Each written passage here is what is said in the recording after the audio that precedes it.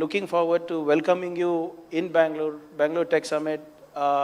It's just not any other event or just a brainstorming session. It is an event where things get implemented. So half of the policies that we spoke about here were all discussed there.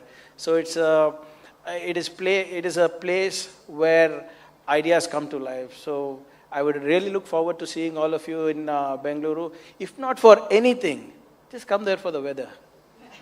If not for anything. So I think that is something, once you come there for the weather, I'm sure, because I see Arvindji never says no when it's Bangalore. Because otherwise he's to be here in Delhi.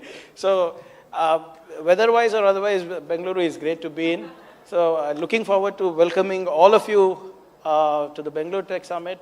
And on behalf of the department and personally, I thank you for your time and your presence here. Thank you so much. And your patience. Thank you.